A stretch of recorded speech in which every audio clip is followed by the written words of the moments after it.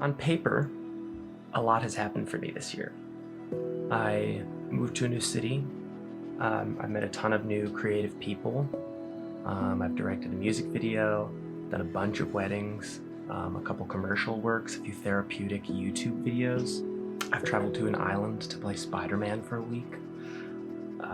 That's a story for later. But I did it, and I've done some fun client photo shoots as well that have really helped me flex my creative muscle. But am I proud of myself? Am I content? Am I happy? Do I believe in myself? Do I believe in my abilities as a cinematographer to serve as a bridge to more creatively fulfilling experiences? When I reflect, I did not get into this business to be a cinematographer. I wanted to act. I wanted to direct. I wanted to tell stories.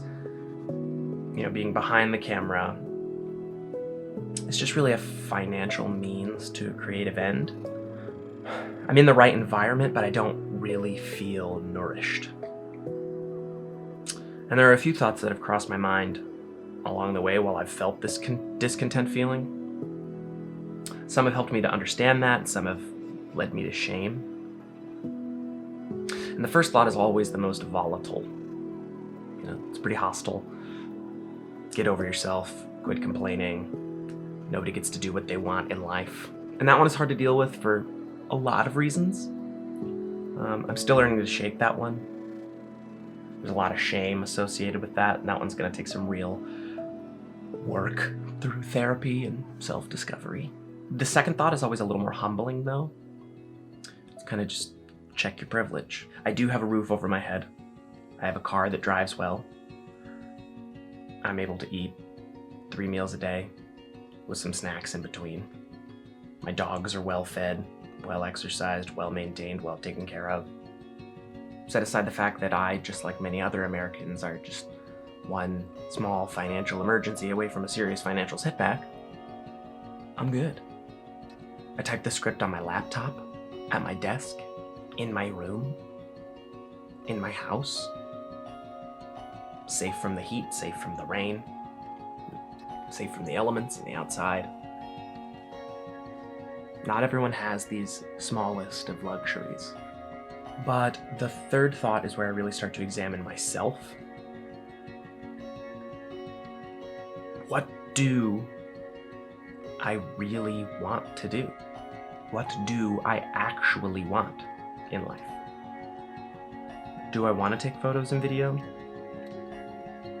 I'm starting to understand more and more as I get real-world experience that this one has kind of become really intimidating for me. You know, especially during client projects, and double especially during weddings. Those are very stressful creative endeavors. I know weddings have been a great way for me to sharpen my skills behind the camera. You know, it's regular practice and regular income. People are always getting married, and they're always looking to have their story told from their special day. But I don't know. Maybe it's just my low-grade camera gear, or, you know, the laptop that I haven't upgraded since I started this journey. But I'm finding that I'm not really loving being behind the camera these days. I truly believe that no matter what avenue I ultimately pursue, it's great to have at least a basic understanding of camera skills and lighting and gear knowledge.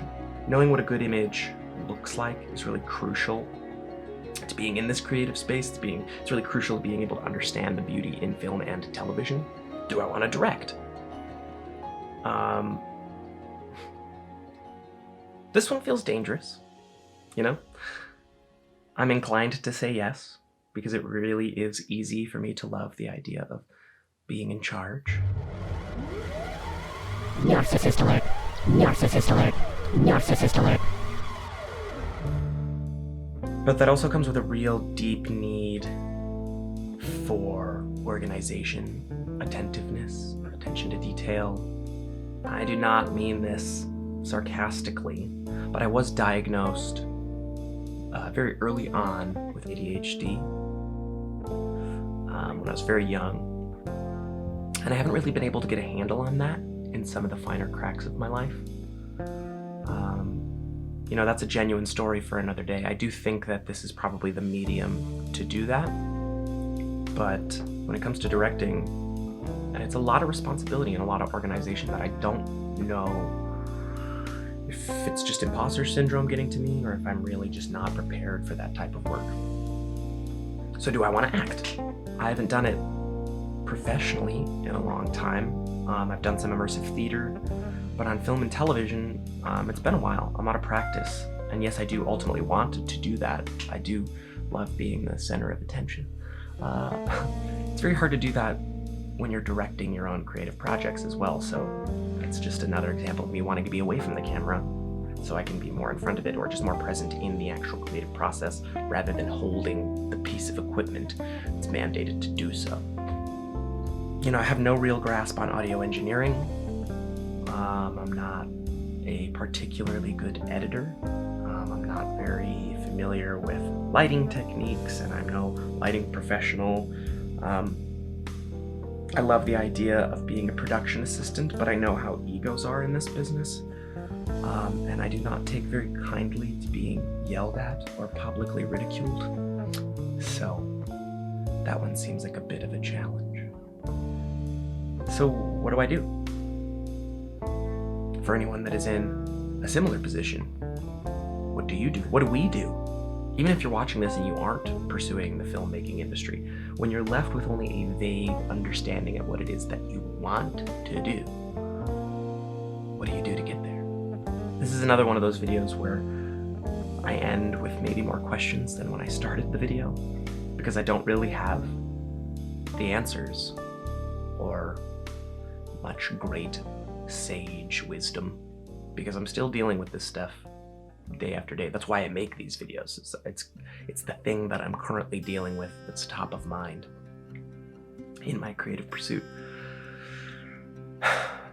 I do have experience, though, in attempting some sort of catch-all solution to these problems. It doesn't involve any Hollywood tips and tricks. It doesn't involve any sort of hypnotherapy or counseling sessions. It doesn't even really involve doing anything proactive. It's actually more of a passive way at approaching uncertainty in your career.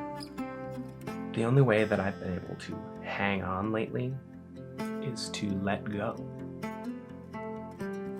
Start focusing my attention only on what it is that I can control, what I can control. In Christianity, it's a prayer.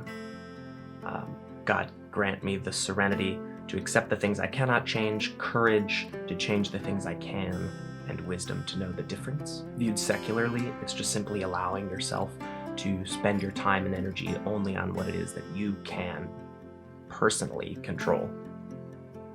And viewed creatively, it's even more simple. Just keep creating art that means something to you. If we keep creating art that resonates with us, whether we're behind the camera, in front of it, or nowhere near it, we're still being given an opportunity to learn and grow in this creative space, and it may not be the lead role you're looking for, or the executive producer position you were hoping for, or the assistant director, or first AD, or whatever position it is that you're looking for creatively in this space. If you keep pursuing it, if you keep trying to make the art that matters to you and resonates with you, then it's all going to fall into place. Every single step you take along the way is one step closer to that dream.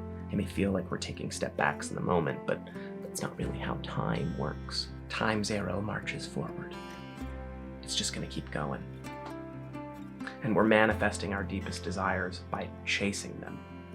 So it is important for us, filmmakers, painters, sculptors, creators, artists of any ilk, to just focus on what it is that we want at every possible moment. Take every single opportunity that you can reasonably juggle in your life and just run with it. Because we never know if we're going to get another chance. We never know if that big job is coming, that big film, that big project. We don't even know if tomorrow is coming. So, focus only on what you can control.